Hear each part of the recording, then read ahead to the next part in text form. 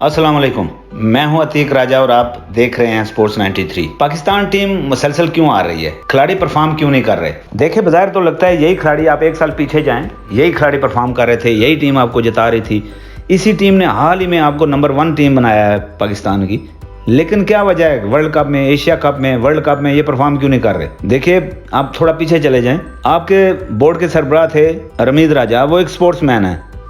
उन्हें ये पता था कि खिलाड़ियों को रेस्ट भी चाहिए, खिलाड़ी खेलते भी हैं, रेस्ट भी करते हैं। उन्होंने पाकिस्तानी खिलाड़ियों पे, जो कि प्लान्स का हिस्सा हैं, पाकिस्तान टीम के प्लान का, जो सर्कल में आते हैं, जो कॉन्ट्रैक्ट में भी हैं, उन पे पाबंदी लगा दी थी बैरूनी लीग्स खेलने पे।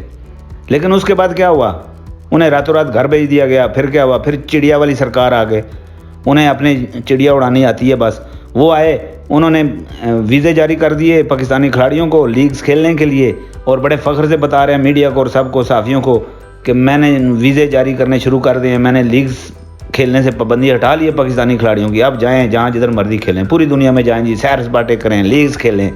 ठीक है, पाकिस्तान के अपने इंटरनेशनल मैचेस है नहीं थे, तो पाकिस्तानी खिलाड़ियों ने लीग्स खेलनी शुरू कर दी।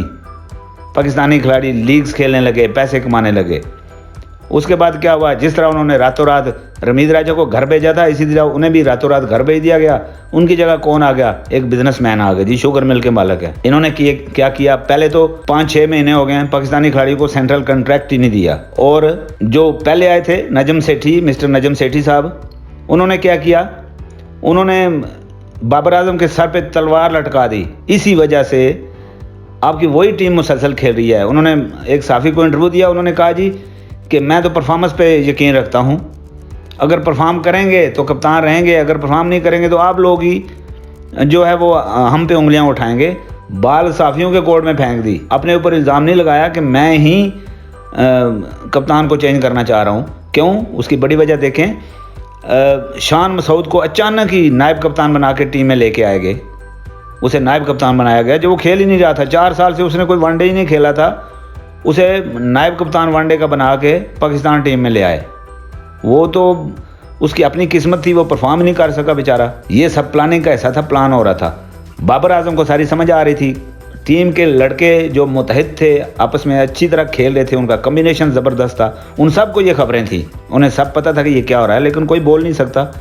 सबको अपना कैरियर अजीज़ होता है। अल्लाह अल्लाह करके वो गए, उन्हें भी रातों रात फारग किया गया। अब ये बिजनेसमैन आ गए, ये इनका भी यही हिसाब है। 4-5 महीने हो गए उनके, नजम सेठी के दौर में भी खिलाड़ियों के कॉन्ट्रैक्ट ख़त्म हो चुके थे मई जून में, नए कॉन्ट्रैक्ट ही नहीं हुए। 5-6 महीने हो गए हैं। ये आए, इन्होंने वर्ल्ड कप से फौरी पहले कॉन्ट्रैक्ट साइन करवाए और फिर ये इंडिया चले गए मैच देखने के लिए। वहाँ जाके इन्होंने खिलाड़ियों से मीटिंग की, खिलाड़ियों से, हालांकि ये गैर कानूनी थी, ICC के कवानीन के ख़िलाफ़ थी, लेकिन इन्होंने खिलाड़ियों से मीटिंग की और वहाँ जाके फिर ये इन्होंने भी प्रेशर डाला। सबसे पहले तो इन्होंने मनमानी की, अपनी मर्ज़ी के खिलाड़ी कुछ डलवाए और खिलाड़ियों पे प्रेशर डाला, कप्तान पे प्रेशर डाला कि परफॉर्म करोगे तो रहोगे, टीम में रहोगे। कप्तान से कहा कि परफॉर्मेंस होगी तो आप कप्तान रहोगे।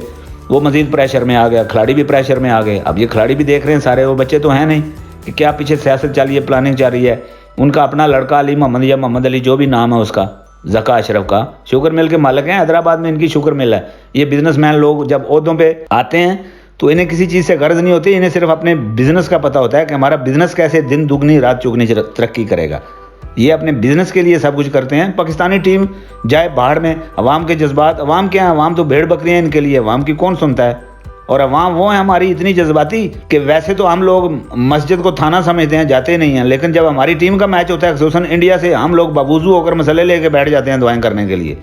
लेकिन किसी को हमारी क्या परवाह है, ना पाकिस्तानी खिलाड़ियों के जज्बात का एहसास है, ना पाकिस्तान की इज्जत बेइज्जती का इन्हें ख्याल है। तो इन्होंने भी प्रेशर डाल दिया। वहाँ गए इंडिया में जाके इन्होंने मीटिंग की खिलाड़ियों से और उन्हें कहा जी कि आपके जो कॉन्ट्रैक्ट हैं ये आर्जी समझ लें, ये वर्ल्ड कप की परफॉर्मेंस के बाद कप्तानी का भी फैसला होगा और खिलाड़ियों के बारे में भी मुस्तकबिल का फैसला होगा। और फिर पाकिस्तान आके भी उन्होंने यही बयान दिया। उन्होंने कहा जी पाकिस्तानी अवाम से दरख्वास्त की उन्होंने कि पाकिस्तानी टीम को सपोर्ट करें, लेकिन वर्ल्ड कप के बाद परफॉर्मेंस पे फैसला होगा कप्तानी का। तो इस तरह और प्रेशर में आ गई टीम, बाबर आजम और ज़्यादा प्रेशर में आ गए। अब आप कहें जी कि बाबर आजम ने फैसले गलत किए, वो एक कमज़ोर कप्तान है। वो कमज़ोर कप्तान कैसे नहीं होगा जब आपने उसे शुरू में कमज़ोर कर दिया? कप्तान आपका ताकतवर होगा तो बोर्ड वाले तो नहीं चाहेंगे, कोई सरबराह नहीं चाहेगा कि कप्तान मेरी बात ना सुने, वो मुझसे ताकतवर हो। कोई भी सीट पे बैठा हुआ शख्स दूसरे को अपने से ताकतवर देखना नहीं चाहता। प्रेशर पड़ गया, पाकिस्तानी टीम हारनी शुरू होगी। नजम सेठी साहब ने लीग्स की इजाज़त दी, वो खिलाड़ी खेलते रहे। कोई कनाडा खेल रहे हैं, श्रीलंका में खेल रहे हैं, बांग्लादेश में खेल रहे हैं, कनाडा में खेल रहे हैं, अमेरिका में खेल रहे हैं, दी हंड्रेड्स में खेल रहे हैं। आपके जो खिलाड़ी जो सेंट्रल कॉन्ट्रैक्ट का हिस्सा हैं, जो पाकिस्तानी टीम में खेलते हैं, वो जाके आपके मुख्तलिफ लीग्स खेल रहे हैं, थकावट का शिकार हो गए। एशिया कप आया, फुस हो गए, अनफिट होना शुरू हो गए। आपके मेन स्ट्रीम खिलाड़ी अनफिट होना शुरू हो गए, अब मुसलसल अनफिट हो रहे हैं। फिटनेस मसाइल का शिकार है आपकी पाकिस्तानी टीम। और पाइपलाइन में आपका बैकअप ही कोई नहीं है। बैकअप क्यों नहीं है? जब नजम सेठी ने तलवार लटकाई तो बाबर आजम ने बेहतर समझा कि मैं उसी टीम को लेके चलूँ, तब्दीलियाँ ना करूँ। पीछे किसी खिलाड़ी को चांस ही नहीं दिया गया, वो चाहे आउट ऑफ फॉर्म हो और टीम में खेल रहे हैं। पीछे किसी खिलाड़ी को बस बेंच पे जो 2-4 बैठे हैं मखसूस खिलाड़ी, उन्हें भी खेलने का मौका नहीं दिया गया, वो भी अपनी फॉर्म गंवा बैठे। और ये खिलाड़ी जो है परफॉर्म करके अब दे नहीं रहे। तो इसका जिम्मेदार अब कौन है? क्या बाबर आजम को आप इसका जिम्मेदार ठहराएंगे? हर कोई अपनी पोजीशन बचाने की कोशिश करता है। बाबर आजम भी अपनी पोजीशन बचाने की कोशिश कर रहा है, उसने भी की। वैसे तो हमारी राय है कि बाबर आजम को इज्जत से इस्तीफा दे देना चाहिए। पाकिस्तान टीम की कप्तानी से अलग हो जाना चाहिए। अभी उसके लिए बहुत टाइम पड़ा है, आगे फिर उसे मौका मिलेगा, इंशाल्लाह वो अच्छा कप्तान साबित होगा। लेकिन अभी चूंकि सियासत चल रही है, सब प्लानिंग का हिस्सा है। देखें, चले गए हैं ज़का अशरफ साहब सरफराज अहमद से मिलने के लिए कि सरफराज से मिलेंगे जी, कायद आज़म ट्रॉफी का फाइनल जीते हैं, मुबारकबाद देने के लिए। काहे की मुबारकबाद भाई? पाकिस्तानी टीम का कप्तान बाबर आजम वर्ल्ड कप खेल रहा है, 3-4 दिन से आपसे वो रब्ते की कोशिश कर रहा है, मैसेज भेज रहा है आपको, लेकिन आप उसे रिस्पॉन्स नहीं कर रहे। बोर्ड का कोई भी रिस्पॉन्सिबल पर्सन उसे रिस्पॉन्स नहीं कर रहा, आप उसे जवाब नहीं दे रहे। और आप सरफराज अहमद से मिलने चले गए हैं। इतनी कौन सी ऐसी खूबी आ गई है या ऐसा उसने कमाल कर दिया है कि आप उसे मुबारकबाद देने चले गए हैं? ऐसी बात नहीं है। आपका बेटा भी लॉबिंग कर रहा है, शाहनवाज दानी से मिल रहे हो, सरफराज अहमद से मिल रहे हो, उसे टीम का कप्तान बनाओगे। टीम का कप्तान वैसे ही थोड़ी बना दोगे, ज़ाहिर है मुकमका होगा, आप अपना बिजनेस देखोगे। तो ये सब गेम चल रही हैं, प्लान चल रहे हैं, मुकमका हो रहे हैं। पाकिस्तानी टीम वर्ल्ड कप में हारे या जीते, जज्बात जो हैं वो अवाम के हैं सिर्फ।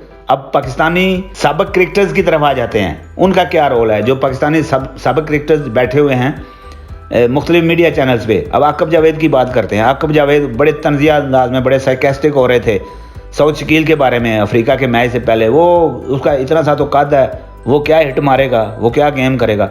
उसने मुंह तोड़ जवाब दिया। शर्म आनी चाहिए आकब जावेद को ऐसी बातें करते हुए। आप बैठे हुए हैं, आप सीनियर हैं। शोएब मलिक वो कह रहे हैं जी बाबर को कप्तानी फौरी छोड़ दे। शाहिद अफरीदी दबे लफ्ज़ों में कहते हैं, क्योंकि उनका दामाद है शाहीन अफरीदी, इसलिए वो खुले अल्फाज में नहीं कहते कि बाबर को कप्तानी छोड़ देनी चाहिए, लेकिन वो दबे अल्फाज में कहते हैं जी कप्तान को दिलेर होना चाहिए। ये जो मैच हारते हैं ये कप्तान की जिम्मेदारी है, फील्डिंग से ही नहीं हो रही कप्तान की जिम्मेदारी है, बॉलिंग से ही नहीं हो रही कप्तान की। वो सारी जिम्मेदारियाँ कप्तान पर डाल देते हैं। वाज़े तौर पर नहीं कह रहे जी कि बाबर को कप्तानी छोड़नी चाहिए। वसीम अकरम, मोहम्मद यूसुफ, मिसबाह उल हक, ये सारे जो बैठे हैं, आमर सेल, इन सब ने कप्तानी की हुई है पाकिस्तानी टीम की। शाहिद अफरीदी, शोएब मलिक, मोहम्मद यूसुफ, मिसबाह उल हक, वसीम अकरम, ये जितने भी लोग टीवी चैनल्स पे बैठे हुए हैं, सब ने कप्तानी की हुई है पाकिस्तानी टीम की। उसे टिप्स क्यों नहीं देते? जब बाबर आजम रॉन्ग कर रहा है, रमीद राजा भी कमेंटेटर हैं, उन्होंने भी कप्तानी की हुई है टीम की। इनमें 2-3 खिलाड़ी ऐसे हैं जो मुसलसल क्रिटिसाइज कर रहे हैं खुसूसन बाबर को, क्योंकि ये लॉबिंग हो रही है। शाहिद अफरीदी अपनी लॉबिंग कर रहे हैं अपने दामाद के लिए, आकब जावेद शाहीन अफरीदी के लिए लॉबिंग कर रहे हैं, वो भी उनके साथ ही हैं। और कुछ लोग जो हैं वो सरफराज अहमद के लिए लॉबिंग कर रहे हैं, बाबर आजम को कप्तान नहीं देखना चाहते। कुछ अपने खिलाड़ियों के लिए लॉबिंग कर रहे हैं कि फलां खिलाड़ी टीम में होने चाहिए जो बाबर आजम ने नहीं लिए, इसलिए बाबर आजम की वो मुखालफत कर रहे हैं। कोई बाबर आजम को टिप्स नहीं दे रहा, कोई जाके समझा नहीं रहा उसे कि ऐसा करें वैसा करें, ये आप यहाँ गलतियाँ कर रहे हैं। तो सब अपने अपने डेढ़ इंच की मस्जिद बना के बैठे हैं, अपने अपने मफादात के लिए सारे लॉबिंग कर रहे हैं। तो जब ऐसा कुछ होगा तो पाकिस्तानी खिलाड़ी क्या करें? आपके 11 जो वहाँ आपने भेजे हुए हैं, वो आपको मैच कहाँ से जिता के देंगे? खाली दुआओं से मैच नहीं जीता जाता, इंसान को कोशिश करनी पड़ती है, तो कोशिश का फल अल्लाह देता है। तो ये जो जितने अरबाब अल्लोकत बैठे हैं, जितने साहिब इख्तियार बैठे हैं और जिनकी बातें सुनी जाती हैं, जो टीवी चैनल्स पे बैठे हैं वो, और वो लोग जिनके इख्तियारात में है सब कुछ, टीम बनाएं, टीम मुंतखब करें, कप्तान सेलेक्ट करें, बोर्ड वाले, यानी कि वो सारे अपनी अपनी लॉबिंग कर रहे हैं, तो खाली अवाम के चाहने ना चाहने से क्या फ़र्क पड़ेगा। तो ये सारे चीज़ें मिल के तो पाकिस्तान टीम या एक टीम के हारने या जीतने का सबब बनती है। यही सारी चीज़ें आपके हक में हो तो आप मजबूत टीम हो, यही सारी चीज़ें आपके ख़िलाफ़ हों तो इससे फ़र्क नहीं पड़ता कि आप कितने अच्छे प्लेयर हैं। जब ज़हनी तौर पे ही आप मुत्तहिद नहीं हैं, आप ख़तरे से दो चार अपने आप को अनकंफर्टेबल महसूस कर रहे हैं, तो आप कैसे अच्छी परफॉर्म करेंगे, अपना 100% देंगे। और जब आप थकावट का शिकार भी हैं, मुसलसल आप क्रिकेट खेल रहे हो, आप रेस्टलेस हो, ये भी क्रिकेट बोर्ड के सरबराह की गलती है कि जिसने इजाज़त दी लड़कों को लीग खेलने की। तो कप्तान पे इसकी जिम्मेदारी बहुत कम आती है, उसने लड़के मुंतखब किए, उसकी मजबूरी थी। बोर्ड वालों ने भी तो अपने मुंतखब करवाए हैं ना, उसकी मजबूरी थी। यही लड़के परफॉर्म कर रहे थे, अब वो परफॉर्म नहीं कर रहे। कब तक परफॉर्म करेंगे? आखिर इंसान है, फरिश्ते तो है नहीं कि एक ही काम मुसलसल करते रहेंगे। तो ये थे वो हकायक जो पसे पर्दे हैं, कोई किसी को बताता नहीं है। जो अच्छे खिलाड़ी हैं उनको लेके नहीं आते। इस तरह पाकिस्तानी टीम का ये मुस्तकबिल है। आप देखते हैं मुस्तकबिल क्या होगा। बाबर आजम को कप्तानी से उतार देंगे, उसकी कप्तानी छीन ली जाएगी, वो अताब का शिकार बनेगा। जो मनपसंद खिलाड़ी हैं वो टीम में शामिल किए जाएंगे। लिहाजा इससे पहले बेहतर है कि बाबर आजम खुद ही ऐलान कर दें कि मैं वर्ल्ड कप के बाद कप्तानी छोड़ रहा हूँ, ये वर्ल्ड कप मेरा आखिरी वनडे एज ए कप्तान। नाज़रीन, ये थी आज की वीडियो। खुश रहें, हंसते रहें, मुस्कुराते रहें, अपना और अपने आसपास वालों का बहुत ख्याल रखें। मिलते हैं किसी अगली वीडियो में, तब तक के लिए अल्लाह ने के बान।